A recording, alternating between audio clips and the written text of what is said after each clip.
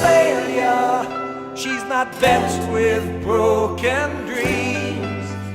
For the future's just beginning when you're always 17.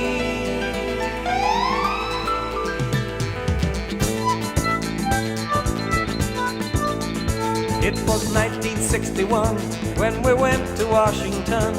She put her arms around me and said, Camelot's begun. We listened to his visions of how our land should be. We gave him our hearts and minds to send across the sea. 1963, white and black upon the land. She brought me to the monuments and made us all join hands. Scarcely 6 months later, she held me through the night. When we heard of what had happened in that brutal Dallas life. Oh, she is always 17. She has a dream that she will end us, and a love that we can borrow. There is so much joy inside her, she will even share our sorrow. She's our past, our present, and our promise of tomorrow. Oh, truly, she's the only hope I've seen, and she is always 17.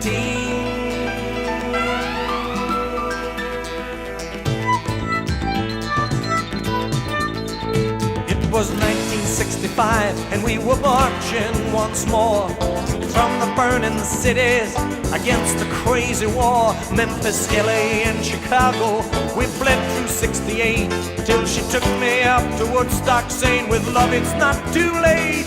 We started out the 70s living off the land. She was sowing seeds in Denver, trying to make me understand that mankind is woman and woman is man, and until we free each other we cannot free the land. Oh, she is always 17. She has a dream that she will end us, and love that we can borrow. There is so much joy inside her, she will even share our sorrow. She's our past, our present, and our promise of tomorrow. Oh, truly, she's the only hope I've seen, and she is always 17.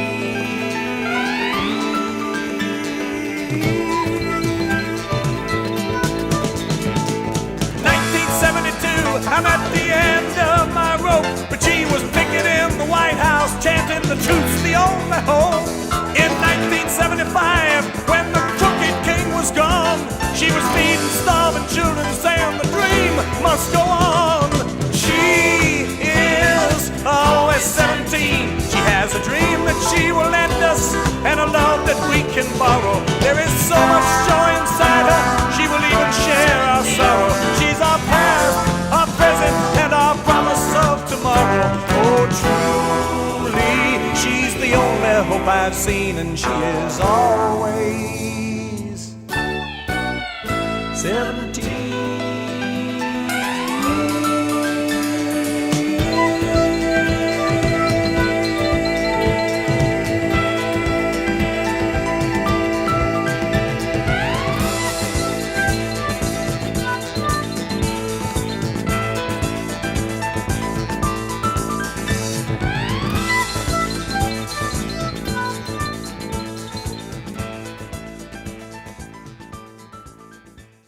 Let's join together in prayer. Precious and loving God, we thank you for all the ways that you send people in our lives that create this illusion of hope. We thank you for the people in our lives that inspire us in so many deeply compassionate ways, and we are driven to do some really good things. Today, Lord, as we think about this Harry Chapin song, She is Always 17, I want to think about the people that motivate us in such a way that they change who we are. Be with us today, Lord, in your Son's precious and loving name I pray. Amen. Over the last few years, when I turned 50, so the last couple of years, I wanted to do something more than just have a birthday.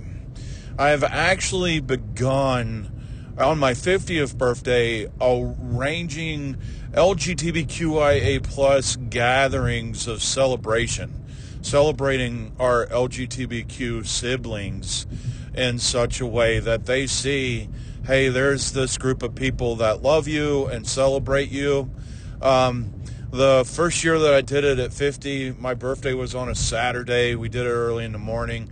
There was many friends there. It was quite an awesome, memorable 50th birthday. This year was a little bit less. My birthday fell on a Sunday. Because I'm also a pastor, I had to move it Sunday afternoon. And the later in the day things get, the less attendants show up. But this actually became very beautiful and very... it may have been even more meaningful to me this year than the previous, even though that there were less people. They were all people that know me personally. And to have this close niche grouping of friends standing with me on the street corner in Temecula, California, and holding flags and waving in support of our LGBTQIA plus siblings, it was very wonderful. Now, one of my friends knows me so much that he started a Harry Chapin playlist. Now, that's the musician that wrote the song that I played today. She is always 17.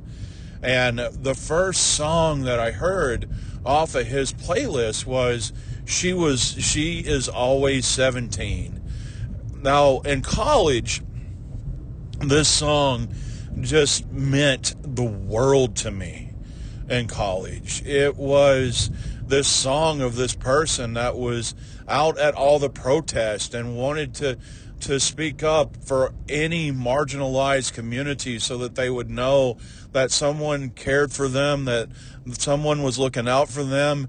And she carried this passion all the way through her life that within the title of the song and the chorus of this song, she was always this 17-year-old going out to try to make a change. And I'm sitting there, I'm holding this song, I always hold the trans flag when I go to these things. And for those of you that know my relationship with a young podcaster, I am a part of a podcast called The Single H Show as well.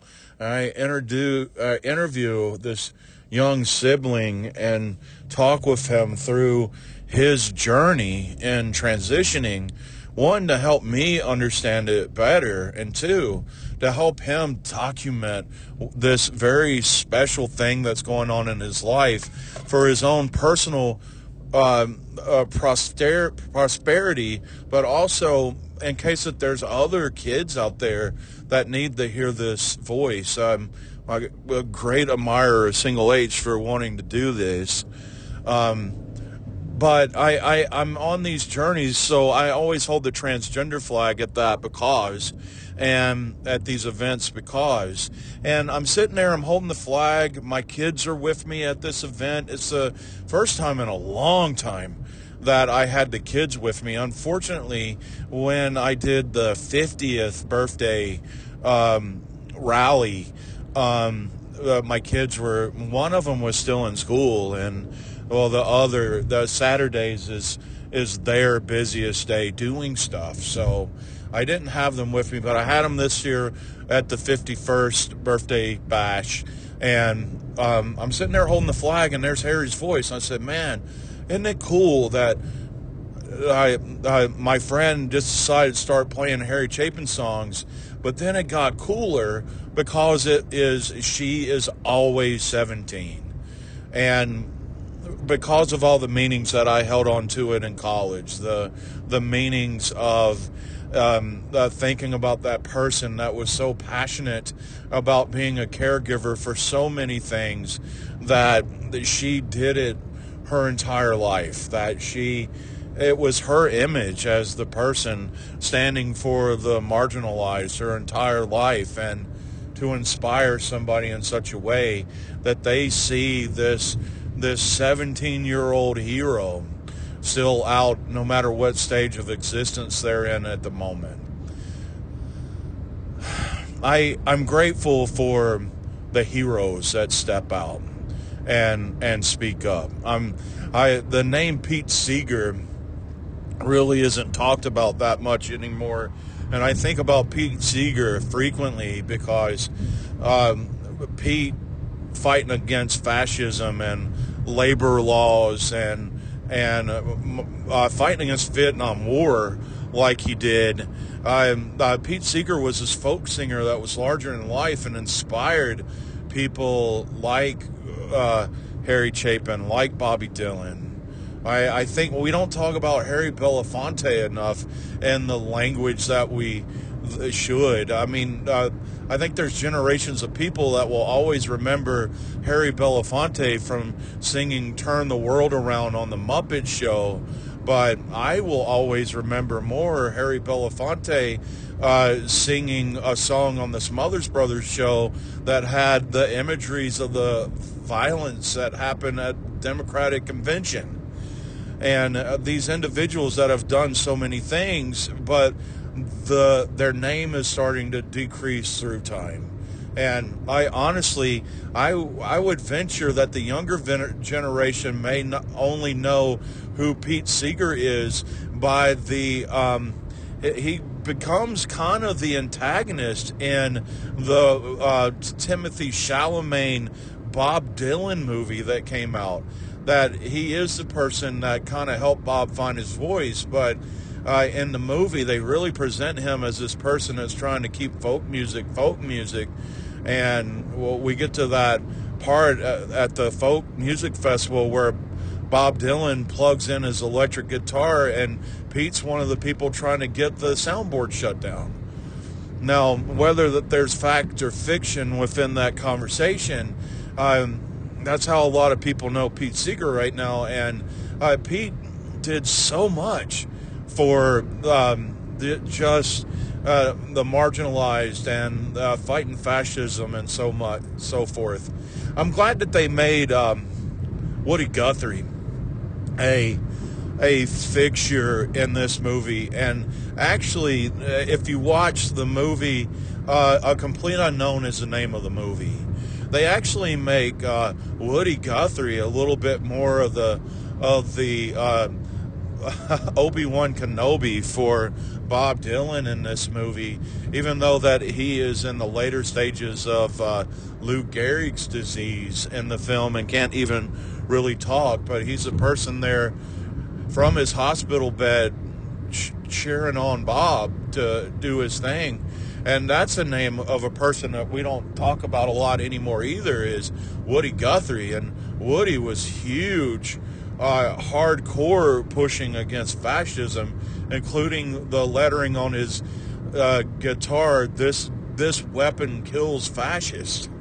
I think about these people that dedicated their lives, and then for some they are always 17, and to others they're not.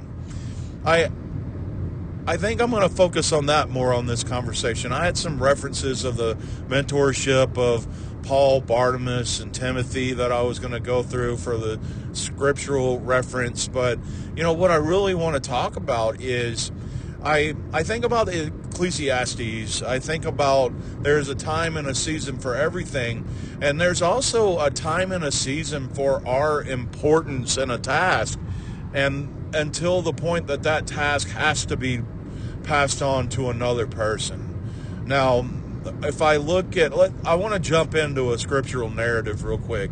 If you look at Christ's journey, Christ understood the seasons of leadership, and Christ understood that there was a moment that he would not be there as a leader, always being 17 in someone else's eyes. He needed to work and to serve in such a way that he sparked the next generation to serve. So we literally see in Matthew 4, Christ comes out of the wilderness after being tempted, getting ready to begin his ministry, and Christ immediately sets his team players up, not so that he's necessarily not alone in this journey, and He did not want to be alone in his journey, but also from day one, he had people that he was teaching and training and showing what to do so that this season of his ministry could produce the season of theirs,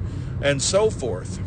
Now let's go back into this other narrative, because this other narrative really shines this very well, and I can take this on to Harry Chapin and almost into today.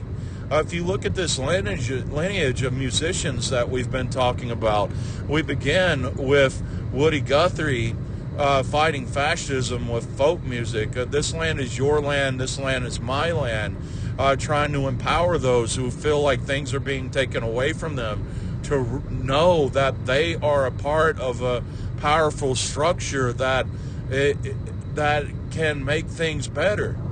We see Woody influence Pete Seeger in such a way that Pete takes up the torch and continues to carry it, fighting against labor inequality and continually fighting against the Red Scare in so many different ways. And then this grows from Pete to Bob Dylan, but also it grows from Pete to Bob Dylan, that it grows from Pete to Harry Chapin. Harry Chapin has this song, it's called Old Folky, and it's a song written and dedicated to and about Pete Seeger. And he's the man with the banjo and the 12-string guitar, and he's writing us the songs to look at who we are. When we look at his life, we know that he's really been there. So we get the beauty of that with even Pete Seeger inspiring Harry Chapin. But then we move into this new world, and we know that everything has a season. We look at this time frame of Harry Chapin's life, that Bob Ayers was a priest that Harry Chapin became really good friends with, and they did radio shows, and they worked together to create this concept of how music concerts could be used as fundraisers to bring awareness of other needs and other causes. Harry Chapin spent time in Africa as a documentarian and saw the difference between saw the distance between those in the most in need and those that were the most elite, and he started this challenge throughout his career that there's enough food in this world for everyone to have. We just need to figure out a way that everyone can have it. So he starts building this concept with Bill Ayers that they're going to do this mega concert with different folk singers, Pete and Harry and the like, different folk singers or rock stars that Harry had become friends with, and they were going to do a concert to raise money for food insecurity. But unfortunately, during this time of training, preparing, Harry Chapin has a heart attack on the Long Island Expressway, is rear-ended by a tractor trailer and dies. But the word gets out of this work, and this guy named Bob Geldof begins to get this idea as well and picks it up. Bob Geldof begins to create not just Live Aid, but Farm Aid and USA for Africa and all of these different humanitarian efforts using the power of music to bring all of this hope and peace. And we see that through that sparked by this work of Harry Chapin. The USA for Africa won a Grammy for We Are the World, and Harry Belafonte goes up front to receive the award, and he talks about the pebble that was thrown into the water by Harry Chapin and Bob Ayers that became all of these things. So we go on these journeys, and we need to both be the person that's always 17 for another person, that will inspire them to look at the world through a different set of eyes and help them celebrate things in such a way that it inspires hope for them to become involved in it. But also we need to be willing to step aside so that what is coming next can take its place and make its difference. I thought about that when I watched The Complete Unknown, because they're Pete Seeger as presented in the movie. Everybody hear me out. Pete Seeger, the key words is as presented in the movie. He had this deep love of folk music, and he wanted to know that folk music would always exist, and he found the prodigy in Bob Dylan, and he wanted Bob Dylan to be the person that carried folk music into this into a new season. Well, he did, but unfortunately he wasn't quite doing it the way that Pete wanted it done. So if you watch the narrative presented by the movie, that Pete Seeger becomes the unintentional antagonist in this film because he wants folk music to be folk music, and he really needs Bob Dylan to be the person that carries it, because Bob Dylan was getting people's attention. He was the headliner at all these things. So sometimes we need to have this other voice that comes along and says, hey, it's time to step aside so that somebody can do this differently. And in the movie, it's actually Pete Seeger's wife that helps Pete see this. But sometimes we need the mentors that say, yes, this has been done a specific way, and we need to do it in a new way. I think about that in the narrative of the Apostle Paul, and this is where I would have put in the conversations between Paul and Barnabas and Timothy and the like, and all this mentorship going on, because what Christ and the apostles did, Christ and the apostles kind of had this niche group of people that was listening to them, and Christ does open the door for other cultures outside of Judaism to begin to hear the narrative of salvation through the actions and grace of Jesus Christ. But it's really not until the Apostle Paul begins his ministry and his letters to Philippi and Corinth and Ephesus that it begins to open out to other people that would not have been included in the narrative if everything stayed in the cultural focus of Judaism. So let's look at this back at the narrative of the Bob Dylan, the folk music journey. Bob Dylan needed to plug in at the folk festival. Bob Dylan needed to introduce this electrical rendition of what folk music could be, so that folk music still exists today. And I have to tell you right now, folk music is thriving today, and Joni Mitchell is still making records, but there's this new guy named Jess Wells that is the 21st century Bob Dylan. And it's amazing what he's doing with music. Folk music has not only thrived, but it's becoming the voice again in this new season of living. And in the movie, there's this outside voice. And as I talk about the Apostle Paul maybe presenting a new way to share the gospel, Johnny Cash really becomes the Apostle Paul of this narrative presented in A Complete Unknown for Bob Dylan to do what he's going to do. Bob Dylan and Johnny Cash, as depicted in this film, began to write letters back and forth. Johnny Cash really gets Bob Dylan riled up.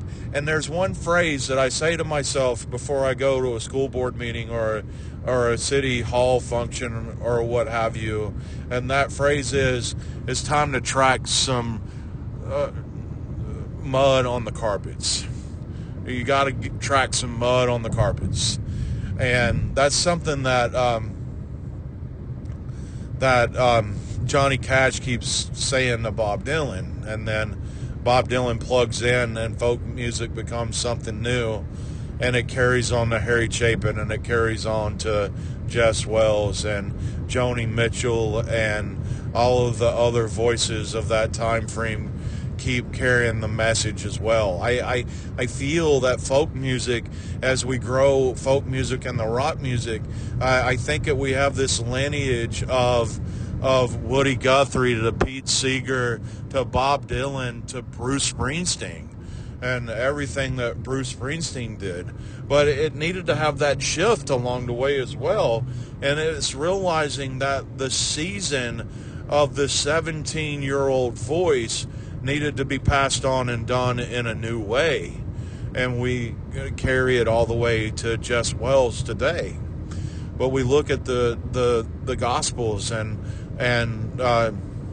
we look at the writings of the Apostle Paul, and we see Apostle Paul do it in a new way until that we get to Mike Davis and me standing in a pulpit on a Sunday morning talking about things that pastors never dreamed they would, because it's now that season to do so.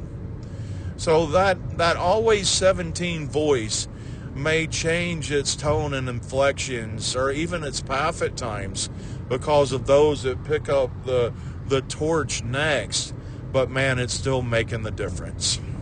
So I'm really grateful today for my friend that chose not only to play Harry Chapin at the 51st birthday celebration, but also the luck of the draw from Spotify playing She Was Always 17 as the first song.